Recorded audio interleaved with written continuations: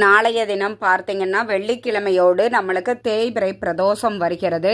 இந்த பிரதோஷத்தை நீங்கள் தவற விடாதீர்கள். வெள்ளிக்கிழமையோடு வரக்கூடிய பிரதோஷம் அப்படிங்கிறது ரொம்பவே சிறப்பான பலன்களை நம்மளுக்கு கொடுக்கும். நம்ம வாழ்க்கையில் இருக்கக்கூடிய கஷ்டங்கள் கவலைகள் அனைத்தும் தீர வேண்டும் அப்படின்னா பிரதோஷ வேளையில் சிவபெருமானை நினைத்து இந்த ஒரு மந்திரத்தை நீங்கள் சொல்லுங்கள். மந்திரம் என்ன அப்படின்னா, நாமமி சங்கர பவாமி சங்கர உமா மகேஸ்வர தவ சரணம் ஹர ஹர ஹர ஹர ஹர ஹர சம்போ அர்த்த நாரீஸ்வர தவ சரணம் சிவ சிவ சிவ சிவ சிவ சிவ சம்போ ஸ்ரீ சைலேஸ்வர தவ சரணம் அப்படிங்கிற இந்த மந்திரத்தை 5 முறை சொல்லி நீங்கள் இந்த வழிபாட்டை செய்யுங்கள்.